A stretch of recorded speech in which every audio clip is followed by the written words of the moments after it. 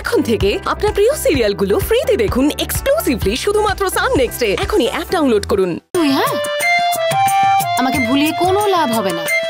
মা বলো না গো, সোজা তো। তোমাকে এখন বলতেই হবে না।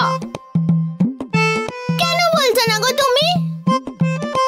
তুমি না দিন দিন কাল্লুর মতো হয়ে যাচ্ছ। বলছো না কেন তুমি? যতদিন না বিয়ে হচ্ছে আমি কিন্তু কোনোভাবেই এই দিব্যি তুলবো না, ঠিক আছে? বুঝেছিস?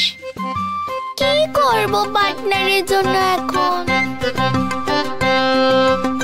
এখন এই নতুন কাল্লু আমাকে কিছু করতেই দিচ্ছে না।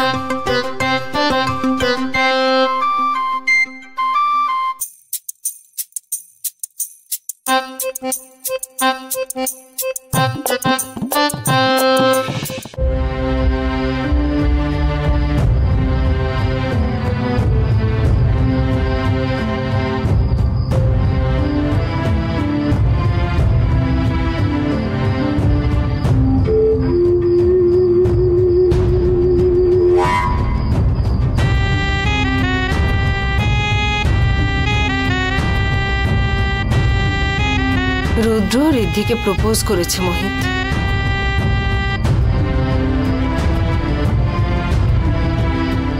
এটা সত্যি সত্যি এটা খুব ভালো খবর। সেটা তো এখন আমাদের মনে হচ্ছে, কিন্তু সত্যিই তা হবে কিনা কে জানে। ঋদ্ধি কিন্তু সোলাঙ্কির মেয়ে।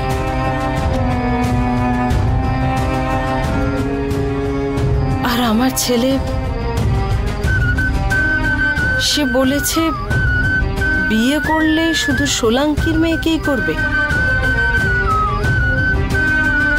যে মেয়েটা 20 কোটি টাকা মার্কেট ভ্যালুর জন্য 50 কোটি টাকা দিয়ে দিল, ওইসব করলো রুদ্রর জন্য, এই বাড়ির প্রত্যেকের জন্য। বলল লন্ডনের বাড়িও বিক্রি করে দিতে। আমি এসব পারবো না। মোহিত, ঋদ্ধি কিন্তু মিস্টার সোলাঙ্কির মেয়ে।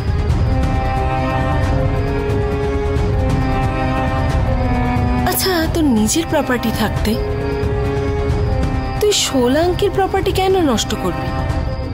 এই সব কিছু তো তোর। তুই বুঝতে পারছিস যে মিস্টার সোলাঙ্কি কিভাবে রিঅ্যাক্ট করবেন? আর এসবের জন্য যদি রুদ্র আর ঋদ্ধির বিয়েটা ভেঙে যায় তো সেটা খুব খারাপ ব্যাপার হবে।